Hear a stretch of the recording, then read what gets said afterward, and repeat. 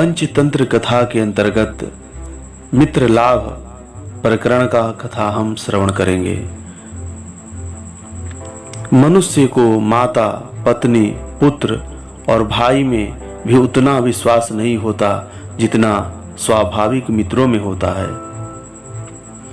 गोदावरी के तट पर सेमर का एक विशाल वृक्ष था। उसकी शाखाओं पर भांति भांति के पक्षी रहते थे। उसी वृक्ष पर लघु पतनक नाम का एक कौवा भी रहता था। एक दिन प्रातःकाल उसे एक शिकारी दिखाई पड़ा।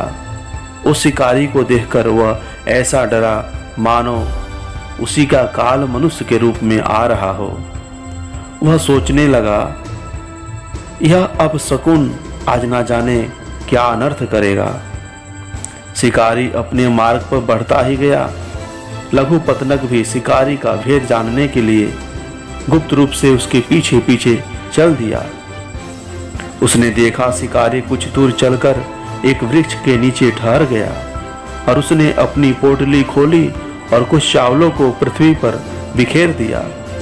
फिर जाल फैलाया और पक्षियों के फंसने की प्रतीक्षा करने लगा और पास ही वृक्ष के पीछे छिप गया। थोड़ी ही देर बाद कबूतरों का सरदार चित्रग्रीव सपरिवार सहित उड़ते हुए उसी मार्ग से निकला। वहां पृथ्वी पर बिखरे चावलों को देख करके कबूतर ठहर गए और चावल खाने को लपके।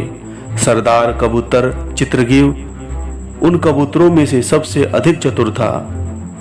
उसने कबूतरों से कहा, साथियों, इस निर्जन वन में चावलों के दाने देखकर मुझे विस्मय होता है। अवश्य कुछ दाल में काला है। हमें यह उचित है कि हम इनको जैसे का तैसा छोड़ दें और आगे बढ़ें, कहीं लेने के देने ना पड़ जाएं। यह नहीं हो सकता। सब कबूतर एक ही स्वर में बोल उठे। परोसी हुई थाली से कैसे मुंह मोड़ा जाए। एक और कबूतर ने भी चित्रग्रीव का समर्थन किया। चित्रग्रीव ने कहा, भाइयों, मैं फिर कहता हूं कि इन दानों से दूर ही रहना चाहिए। कहीं लोभ में फंसकर हमारा भी वही हाल ना हो जाए जो लोभ के कारण एक राहगीर का हुआ था। राहगीर का क्या हाल हुआ था, उसका क्या कथा है? कबूतरों ने पूछा। चित्रग्रीव ने राहगीर की कथा सुनाई। लोभ पापस्य कारणम, सब अनर्थों का मूल कारण लोभ ही है। साथियों, एक दिन मैं दक्षिण के वनों में भ्रमण कर रहा था। वहां मैंने एक तालाब के किनारे बूढ़े व्याघ्र को देखा। कहने को तो वह व्याघ्र था, पर उसमें एक हाथ में कुशाएं ले रखी थी, दूसरे हाथ में सोने का कंगन। उसकी तापसी मुद्रा देखकर मुझे हंसी आ रही थी, पर दूसरे ही क्षण मैं गंभीर हो गया। मैं सोचने लगा, यह व्याघ्र आज अवश्य कोई ना कोई नया गुल खिलाएगा। सरोवर के पास एक ही पगडंडी थी। आने जाने वालों का वहां तांता लगा रहता था। व्याघ्र पथिकों को संबोधित करके कह रहा था, पथिकों, मैं आज कुछ दान करना चाहता हूं। मेरे पास सोने का कंगन है, जो चाहे इसे ले सकता है। लोग उसकी ओर देखते और उसकी लंपटता पर हंसकर आगे का रास्ता नापते। इतने में एक लोभी पथिक भी वहां उसी रास्ते पर आया। व्याघ्र ने उसे भी निमंत्रण दिया। सोने की कंगन का नाम सुनकर पथिक सोचने लगा, मेरा आधा जीवन बीत गया है, अभी तक मैं अपनी पत्नी के लिए ऐसा सुंदर कंगन नहीं बनवा पाया।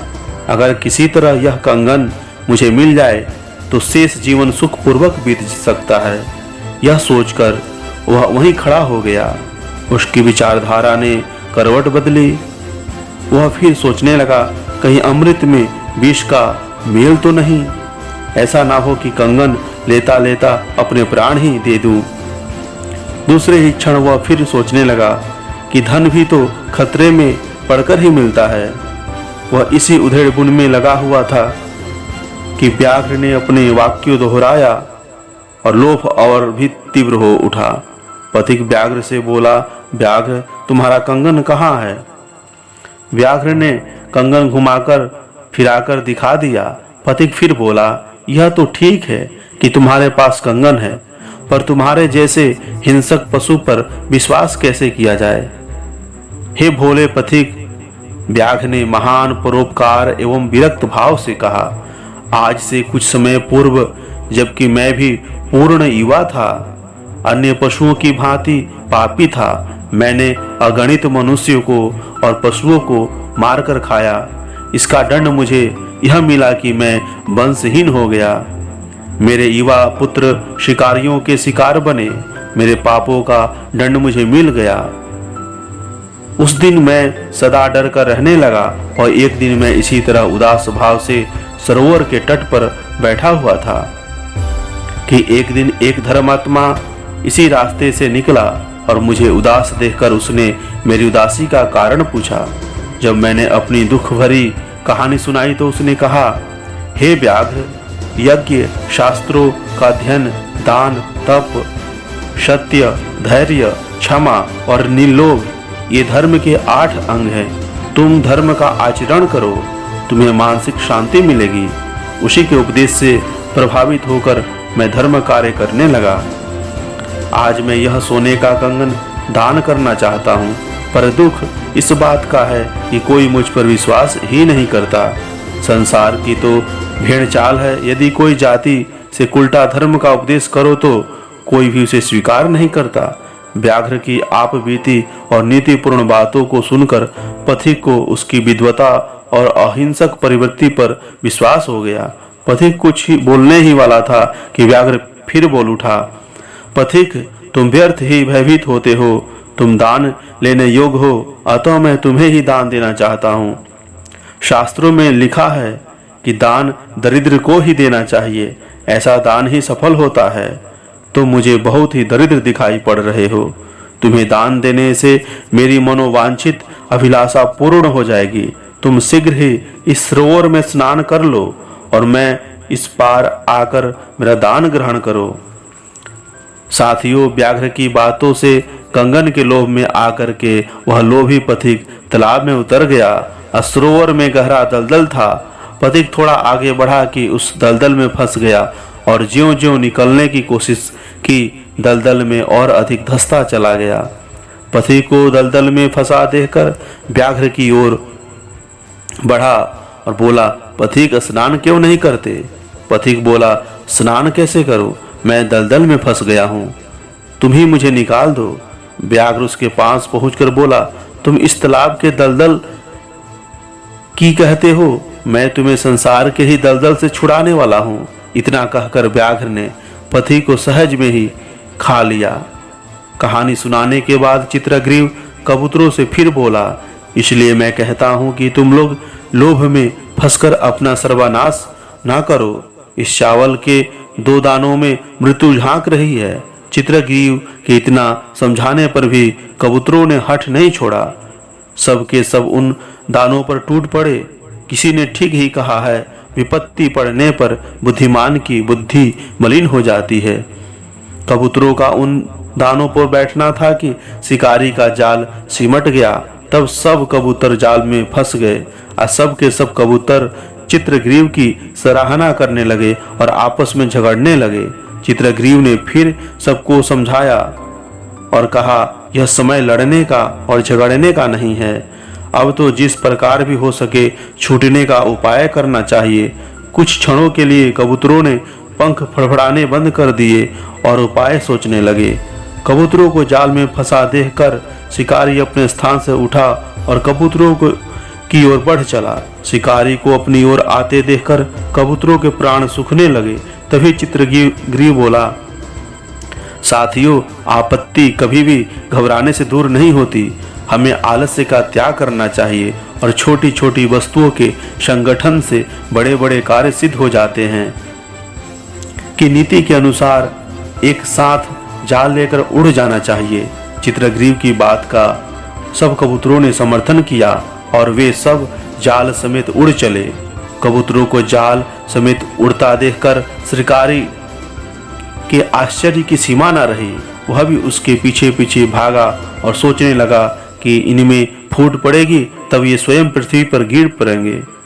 पर कबूतर उड़ते ही गए। शिकारी भागते भागते थक गया। कबूतर भी उसकी पहुंच से बाहर हो गए थे। निराश होकर शिकारी हाथ मलता हुआ वापस मुड़ आया। शिकारी के लौट जाने पर कबूतरों ने अपने सरदार चित्रग्रीव से पूछा, स्वामीन अब क्या करना चाहिए? चित्रग्रीव बोला,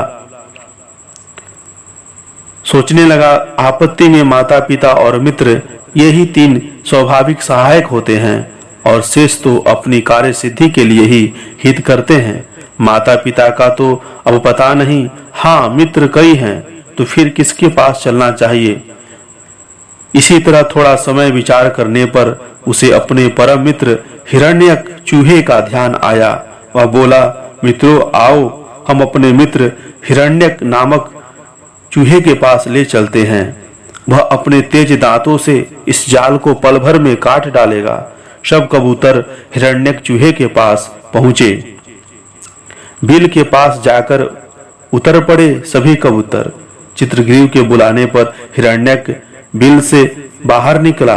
अपने मित्र को आपत्ति में देख वह बहुत दुखी हुआ और बोला, मित्र चित्रग्रीव, यह जाल तो बहुत बड़ा है और मैं एक छोटा सा चूहा हूँ, इसलिए सारे जाल को काटना तो मेरी शक्ति से बाहर की बात है। हाँ, मैं पहले तुम्हारे बंधन काटता हूँ, इसके बाद तुम्हारे साथियों के बंधन यथाशक्ति काट दूंगा। चित्रग्रीव, मित्र यह अन्याय है। अपने आश्रितों की चिंता ना करके पहले अपना उद्धार करना स्वार्थ है। तुम बारी बारी से सबके बंधन काटते चलो, जब मेरी बारी आ जाए तब मेरा बंधन काट देना। हिरण्यक चूहा बोला, मित्र मैं तुम्हारी परीक्षा ले रहा था, तुम चिंता ना करो, जब तक मेरे दांत नहीं टूटते मैं बंधन काटता ही रहूंगा। हिरण्यक ने धीरे धीरे सब कबूतरों के बंधन काट दिए। बंधन मुक्त होकर सब कबूतर उड़ गए। लघुपतनक उनका अनुसरण करता हुआ हिरण्यक और चित्रग्रीव की इस मैत्री से अत्यधिक प्रभावित हुआ। वह भी हिरण्यक के बिल के पास गया और बोला, मित्र हिरण्यक, तुम धन्य हो, तुम्हारे जैसे मित्र संसार में ढूंढने पर भी नहीं मिलते। मैं चाहता हूं तुम मुझे भी अपना मित्र बना लो। तुम कौन हो जो मित्र बनना चाहते हो? हिरण्यक बिल के भीतर से ही बोला, मैं लघुपतनक नामक कौवा हूँ। चूहे और कोए की कैसी मित्रता? मैं तुम्हारा भक्ष्य हूँ, तुम मुझे खा सकते हो और तुम मेरे भक्षक हो। आग और पानी भी क्या कभी एक साथ रह सकते हैं? मुझे ऐसी मित्रता नहीं करनी चाहिए, कहीं मेरा भी वही हाल ना हो जाए जो हरिण और गिद्दड़ का हुआ था। हिरण्यक ने कहा, वह कैसे? मैं भी सुनना चाहता हूँ मित्र, मुझे भी हरिण और गिद्दड़ की कहानी सुनाओ। लघुपतनक ने प्रार्थना की। हिरण्यक ने तब वह कथा सुनाई। वर्जय तादृशम मित्रम विषकुंभम पयोमुखम, अर्थात सामने दूध सा मधुर बोलने वाले और पीठ पीछे विष भरी छुरी मारने वाले मित्र को छोड़ देना चाहिए। मगध देश में चंपारण नामक एक विस्तृत वन है। किसी समय उस वन में एक कौवा और एक हरिण रहा करते थे। दोनों घनिष्ठ मित्र थे। हरिण स्वेच्छा से वन में निश्चिंत भ्रमण करता था। एक दिन वह मस्त होकर घूम रहा था कि उसे एक सियार ने देख लिया। हरिण के पुष्ट अंग और मांसल शरीर को देखकर सियार के मुंह में पानी आ गया।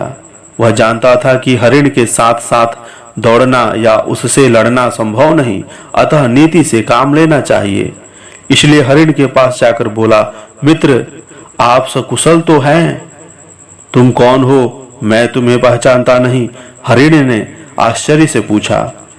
मित्र मैं क्षुद्र बुद्धि नाम का सियार हूं। इस विशाल वन में मेरा कोई भी साथी नहीं। आज आपको देखकर प्रतीत होता है कि मुझे मेरा अभीष्ट मित्र मिल गया। सियार बोला, यह तो मेरा सौभाग्य है।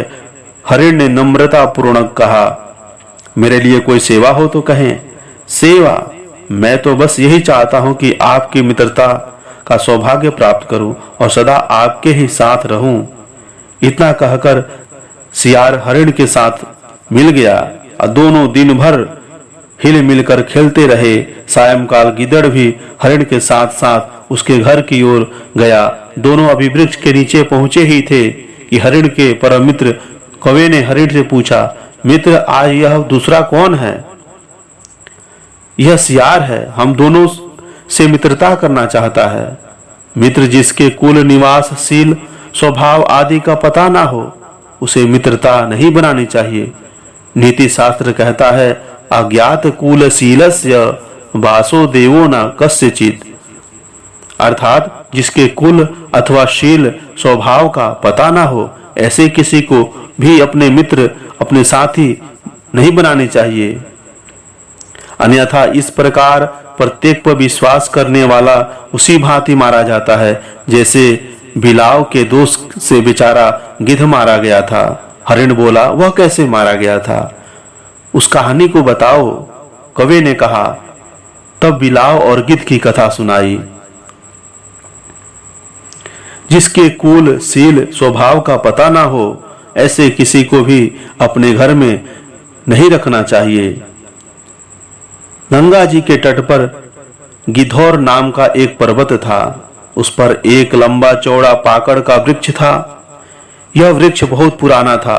इसके कोटर में जरदगौ नाम का गिद्ध रहता था। जरदगौ इतना वृद्ध हो चुका था कि वह अपने लिए भोजन आदि का प्रबंध भी नहीं कर पाता था। उसके दीन दशा पर दया करके उस वृक्ष पर रहने वाले पक्षियों ने उससे कहा, तुम हमारे चले जाने के बाद हमारे बच्चों की देख रेख किया करो, हम तुम्हें भोजन दिया करेंगे। इससे तुम्हें भोजन मिल जाया करेगा और हमारे बच्चों की देख रेख हो जाएगी। जरदगौ ने यह बात प्रसन्नता पूर्वक स्वीकार कर ली और उसका जीवन उसी भांति चलता रहा। एक दिन पक्षियों के शावकों को खाने के लिए एक बिलाव उन पर झपटा। पक्षी बिलाव के भय से चिल्लाने लगे। जरदगौ ने उनका क्रंदन सुना तो सचेष्ट होकर बोला, कौन हो तुम? बिलाव को यह नहीं पता था कि उनका कोई पहरेदार भी है। वह हक्का बक्का रह गया। भय से वह कांपने लगा, परंतु थोड़े ही समय बाद वह सजग हो गया। उसने सोचा, तब तक भय से नहीं डरना चाहिए जब तक वह सामने ना आ जाए। जब वह सामने आ जाए तब जो कुछ बन पड़े उसे दूर करने के लिए प्रयत्न करना चाहिए। इस समय अगर मैं भागता हूं तब भी मैं पक्षियों को नहीं खा सकता। अतः कुछ सोचकर दीर्घकर्ण बिलाव जरदगौ की ओर बढ़ा और पास जाकर बोला, महात्मन प्रणाम। कौन हो तुम जो मुझे प्रणाम कर रहे हो? जरदगौ ने कहा, भगवान मैं दीर्घकर्ण नामक बिलाव हूं। बिलाव का नाम सुनना था कि जरदगौ की आंखें खुल गई। वह गरज कर बोला, तुम यहाँ क्यों आए हो? भाग जाओ, नहीं तो मैं तुम्हें अभी मार डालूंगा। पहले जो मैं कहता हूं कृपया आप उसे सुन ले, तदंतर आप जैसा चाहे वैसा करें। नीति कहती है कि किसी से केवल विजातीय होने के कारण बैर नहीं करना चाहिए, उसका व्यवहार देखने के उपरांत ही वह जिस योग हो उसके साथ वैसा व्यवहार करना चाहिए। दीर्घकर्ण की बात सुनकर जरदगौ कुछ शांत हुआ और बोला, कहो अपने आने का प्रयोजन कहो। मैं यही गंगा जी के पास तट पर निवास करता हूँ। आजकल प्रातः काल स्नान आदि के उपरांत थोड़ा सा फलहार ग्रहण कर लेता हूँ, तत्पश्चात पूजा पाठ में संलग्न हो जाता हूँ। इस भांति मैंने आजकल चंद्रायण व्रत धारण किया हुआ है। कुछ रुककर दीर्घकर्ण फिर बोला, मुझे इसी तरह यहाँ रहते काफी समय बीत गया। जब से मैं इस वन में आया हूँ अनेक पक्षियों के मुंह से आपके ज्ञान तथा अध्ययन की प्रशंसा कई बार सुन चुका हूँ। मेरी कई दिनों से आप जैसे महात्माओं के साथ ज्ञान चर्चा करके कुछ ज्ञान प्राप्त करने की अभिलाषा थी। आज आप जैसे विद्यावृद्ध एवं वयोवृद्ध महानुभाव के दर्शन करके मुझे असीम शांति प्राप्त हुई है। एक बात मैं फिर दोहराना चाहता हूँ, मैं तो आपकी सेवा में कितनी श्रद्धा और विश्वास लेकर आया था, पर आप तो मेरे आते ही बीच में ही दीर्घकर्ण की बात काटकर जरदगौ बोला, छोड़ो भी इस बात को। दीर्घकर्ण हंसते हुए बोला, आप अब इसकी चिंता ना करें, वह तो भ्रम था। आपका स्वभाव तो महान व्यक्तियों जैसा है। महान लोग वृक्ष की भांति होते हैं। जैसे कोई भी शरीर वृक्ष काटने वाले लकड़हारे के आने पर अपनी छाया नहीं समेट लेता, अपितु सबको संभाव से देखता है। इसी भांति आपको तो शत्रु से भी डर नहीं है। और फिर निर्गुणेष्वपि सत्वेषु दयाम कुर्वन्तु साधवः, अर्थात साधु लोग तो गुण रहित अज्ञानी जीवों पर भी दया करते हैं। यदि उनके पास धन नहीं है तो नहीं सही, मीठी बातों से ही वे अतिथि सत्कार करते हैं। फिर आपकी साधुता के तो कहने ही क्या। दीर्घकरण की बात सुनकर जरदगौ गिद्ध बोला, भाई यह बात है कि बिलाव स्वभाव से ही मांस भक्षी होता है। यहाँ तो उनके भक्ष पक्षी भी रहते हैं, अतः एव सजग रहना पड़ता है। जरदगौ की बात सुनते ही पृथ्वी को छूकर अपने कान पकड़ते हुए बिलाव बोला, राम राम, मैं चंद्रायण व्रत का अनुष्ठान कर रहा हूँ। धर्म शास्त्रों का मैंने भली भांति अध्ययन किया है। शास्त्र के अहिंसा परमो धर्मः, अहिंसा सर्वश्रेष्ठ धर्म है, इस सिद्धांत को वर्षों से मानता आया हूँ। धर्म ही तो जीवन का, धर्म ही प्राणी का सबसे बड़ा बंधु है, जो कि मरने के बाद भी उसे नहीं छोड़ता। बिलाव के धर्म प्रवचन को सुनकर गिद्ध को भी उस पर विश्वास हो गया, श्रद्धा करने लगा। उसने बिलाव को भी अपने ही साथ में रहने की आज्ञा दे दी। बिलाव कुछ दिन तो शांत रहा और फिर धीरे धीरे वह एक एक करके पक्षियों को खाने लगा। वृक्ष के सब पक्षी अपने बच्चों को न पाकर रोते और विलाप करते, पर कारण नहीं जान पाते। एक दिन पक्षियों ने जरदगौ के कोठरे में पड़े पंखों को देखा। अब वे अधिक सतर्क होकर खोज करने लगे। बिलाव को जब पता चला तो वह 9-2-11 हो गया। पक्षियों ने कोई कारण न पाकर जरदगौ को ही दोषी समझा और उसे मार डाला। कौवे के मुंह से इस कहानी को सुनकर गिद्दड़ आग बबूला हो गया और बोला, कौवा महाराज, जब आपकी इस हरिण के साथ मित्रता हुई थी तब आप भी तो इसके लिए नए थे, तब आपका प्रेम क्यों बढ़ता ही जा रहा है? अभी हिरण ने मित्रता देखी ही कहाँ है। आपस की कलह को शांत करने की इच्छा से हरिण ने उन दोनों को शांत किया। तीनों उसी वन में आनंद पूर्वक रहने लगे। एक दिन एकांत स्थान पाकर सियार हरिण से बोला, मित्र, अब यहाँ मैदान में कुछ नहीं रखा, यहाँ से कुछ दूरी पर लहलहाता हुआ अनाज का खेत है, चलो वहीं चले। अब हरिण सियार के साथ उसी खेत में जाने लगा। वे वहां खाने और खेत का नाश करते भी थे। एक दिन खेत के मालिक ने तंग आकर अपने खेत में जाल बिछा दिया। हरिण वहां चरने पहुंचा और जाल में फंस गया। उसे अपने ऊपर जब गुस्सा आया था तो वह सोच रहा था कि यदि मैं अनाज के लोभ से नित्य प्रति यहाँ न आया होता तो कभी भी ना फंसता। हरिण की इस तरह सोच ही रहा था कि सियार उसी रास्ते से निकला। हरिण को जाल में फंसा देखकर वह उसके पास गया।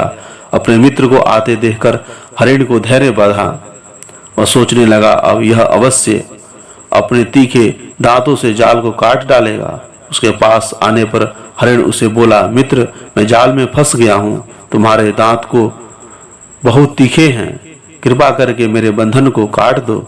हरिण की बात सुनकर सियार ने जाल की ओर देखा और सोचा, यह तो बड़े मजबूत जाल में फंसा हुआ है, अब यह किसी भी तरह नहीं छूट सकता।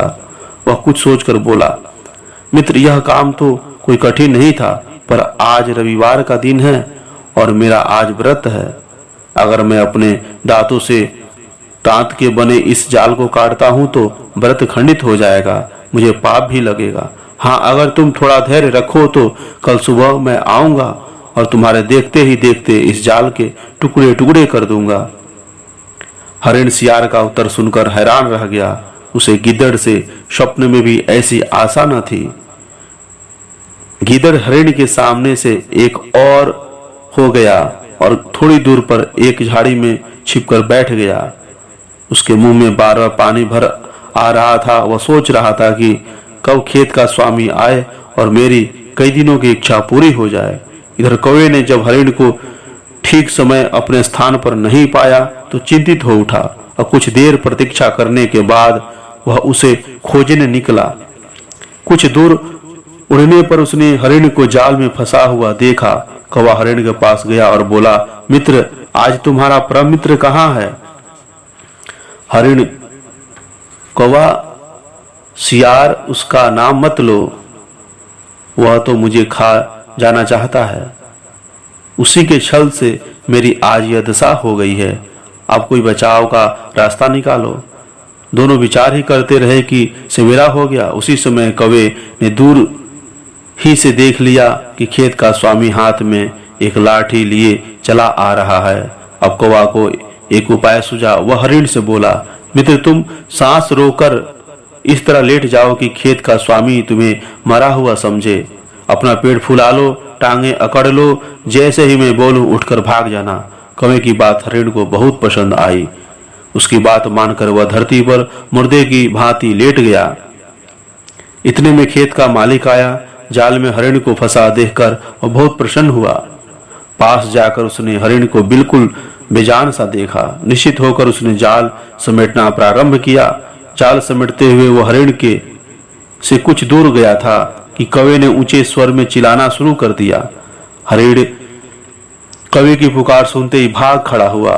बेजान से पड़े हरिण को भागते हुए देख किसान ने डंडा फेंक कर मारा, लेकिन वह डंडा हरिण के ना लगकर विश्वासघाती गीदड़ के सिर पर जा लगा। तब वह पापी अपने पाप से स्वयं ही वह सियार मारा गया। हिरण्यक बोला, इसलिए मैं कहता हूं कि भक्ष्य और भक्षक से मित्रता हो ही नहीं सकती। लघुपतनक ने उत्तर दिया, मित्र को खाने से किसी का पेट सदा के लिए भर नहीं जाता। फिर तो इतने छोटे हो कि मेरा समय आहार भी नहीं बन सकते। हिरण्यक, तुम हमारे शत्रु पक्ष के हो। शत्रु पक्ष का प्राणी कभी भी भलाई नहीं कर सकता। पानी कितना भी गर्म क्यों ना हो, आग को बुझा ही देता है। हिरण्य के बार बार इनकार करने पर भी लघुपतनक नहीं माना और बोला, मित्र, तुम जो कुछ कह रहे हो वह सब मैं पहले ही सुन चुका हूँ। वास्तव में मैं प्रतिज्ञा कर चुका हूँ कि या तो तुम्हारे साथ मित्रता करूंगा, अन्यथा आत्महत्या कर लूंगा। मुझे इस बात का दुख नहीं कि तुम मुझसे रूखेपन से बात कर रहे हो। मैं जानता हूँ कि सज्जन लोग नारियल के फल के समान होते हैं। ऊपर से तो रूखे सूखे दिखाई देते हैं और अंदर से मीठे और सरस होते हैं। बेर की भांति नहीं कि जिसके ऊपर तो मिठास होती है पर अंदर गुठली होती है। इसके साथ साथ स्वजनों में एक गुण और भी होता है। वे लोग प्रीति से टूटने पर भी संबंध नहीं तोड़ते। तुम में यह सब गुण है। तुम्हारे अतिरिक्त तुम जैसा मित्र मुझे और कहीं नहीं मिलेगा। अतः हे मित्रवर, तो बिल से बाहर निकलकर मुझसे मित्रता करो। हिरण्यक लघुपतनक के श्रद्धायुक्त वचन सुनकर बहुत प्रसन्न हुआ और अपने बिल से बाहर निकला। हिरण्यक लघुपतनक से गले मिलते हुए बोला, मित्र, तुम्हारी दृढ़ता और मित्र प्रेम को देखकर मैं अत्यंत प्रसन्न हूँ। कहीं दुष्ट से मित्रता ना कर बैठूं, इसलिए मैंने इतने दोष गिनाए। आओ अब हम सदा मित्र बने रहने की प्रतिज्ञा करें। दोनों ने आपस में जीवन भर मित्र रहने की प्रतिज्ञा की। कुछ दिनों की बात है, एक दिन लघुपतनक हिरण्यक से बोला, मित्र, इस वन में अब कई दिनों से खाना नहीं मिलता। सोचा हूँ इस वन को छोड़कर अब किसी दूसरे स्थान में चला जाऊं। हिरण्यक बोला, जिस प्रकार अपने स्थान से टूटे हुए दांत, केस और नाखून अच्छे नहीं लगते, उसी प्रकार अपने स्थान से भ्रष्ट प्राणी भी सुख नहीं पाता। लघुपतनक, यह तो तुम ठीक कहते हो, पर जिस स्थान पर भोजन की प्राप्ति ना हो, उस स्थान पर रहने से क्या लाभ। फिर भाई, मैं तो पुरुषार्थ पर विश्वास करता हूँ। पुरुषार्थी के लिए अपने पराये में कुछ भेद नहीं होता। वह तो जहाँ जाता है अपने पुरुषार्थ से ही सफलता प्राप्त करता है। परदेश में भी उसके लिए अपना ही देश हो जाता है। दंडकारण्य में कर्पूर गौरग नामक एक सरोवर है। उसमें मंथर नामक एक कछुआ रहता था। वह मेरा मित्र है। वह केवल उपदेश करना ही नहीं जानता, स्वयं उस पर आचरण भी करता है। निश्चय ही वह वहां हमारा प्रेम पूर्वक स्वागत करेगा। दोनों वहां चलने को सहमत हो गए और शीघ्र ही मंथर के निवास स्थान पर पहुंच गए। लघुपतनक बोला, मित्र, हिरण्य का विशेष सत्कार करो, क्योंकि इन जैसे प्राणी संसार में दुर्लभ हैं।